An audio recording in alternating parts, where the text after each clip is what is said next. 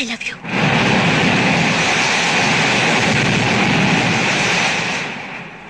ఇంకొకసారి చెప్పు. I love you. మరొకసారి చెప్పు. I love you. ఈ ఒకే ఒక్క మాట కోసం ఎన్నాళ్ళు బ్రతికాను. అవసరమైతే చావాలనుకున్నాను.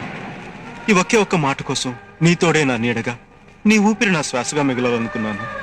కానీ ఈ ఒకే ఒక్క మాట కోసం ఈరోజు సర్వస్వాన్ని కోల్పోయి అనాథగా మిగిలిపోయాను. తల్లి కడుపులో ఉన్న బిడ్డ ఆడా మగ అని తెలుసుకోవడానికి కూడా 10 నెలలు చాలు. కానీ నీ మనసులో ఏముందో తెలుసుకోవడానికి నాకు 4 ఏళ్ళు పట్టింది. తప్పు నీది కాదు సంధ్య, నాది.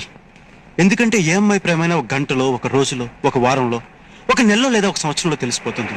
కానీ 4 ఏళ్ళుగా నీ వెనకబడ్డ నేను మూర్ఖుడిని, పిచ్చివాడిని. ఈ పిచ్చిలో నేను ఒక్కనే కాదు, నాలాంటి ఎన్నో వేల మంది యువకులు వైజాగ్ జగదాంబ సెంటర్లో, బెజవాడ బెంచ్ సెంటర్లో, హైదరాబాద్ హ్యాబిట్స్లో, గుంటూరు జినా టవర్ సెంటర్లో, ఒకటేమిటి ఆంధ్రదేశంలోని ప్రతి ఊర్లోని ప్రతి సెంటర్లోనూ స్వచ్ఛమైన ప్రేమ కోసం పిచ్చి వాళ్ళే తిరుగుతున్నారు. వాళ్ళ గుండె పొరలో నిండి ఉన్న ప్రేమని ఏ ఆడపిల్ల అర్థం చేసుకోవడం లేదు. అయినా మీరంతా నిజమైన ప్రేమను నమ్మరు. ప్రేమించామని కబుర్లు చెప్పి కడుపు చేసి పారిపోతారే, వాళ్ళని నమ్ముతారు. ప్రేమ మనిషిని పిచ్చివాడిని చేస్తుంది, మూర్ఖుని చేస్తుంది, అవసరమైతే హంతకుని కూడా చేస్తుంది. కానీ అదే ప్రేమ పిచ్చివాళ్ళలో తిరుగుతున్న నన్ను ఓ మనిషిని చేసింది. ప్రేమంటే ఇష్టమైనప్పుడు నువ్వంటే నాకు ఎంతో ఇష్టం. ఇప్పుడు ప్రేమే నచ్చడం లేదు, ఇంక నువ్వెలా నచ్చుతావు? ప్రేమ కావాలి కావాలి అని వెంటబడ్డప్పుడు ప్రేమ దొరకదు. వద్దని పారిపోతుంటే అది మనల్ని వెతుక్కుంటూ వస్తుంది. అయినా ప్రేమంటే వాడు తెలుసుకోకుండా చావడం కంటే తెలుసుకొని మర్చిపోవడం మంచిది. ఒక మనిషి జీవితంలో 4 సంవత్సరాలు చాలా విలువైన కాలం.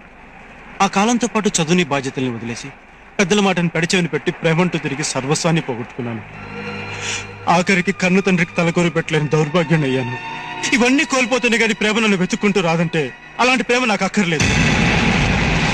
నేను ఈ నిర్ణయం తీసుకుంది నా ఒక్కడి కోసం కాదు, మన దేశమంతటా నాలాగా ప్రేమ పిచ్చి పట్టి తిరిగే ప్రతి యువకుడి కోసం, వాళ్ళ తల్లిదండ్రుల కోసం. Good bye.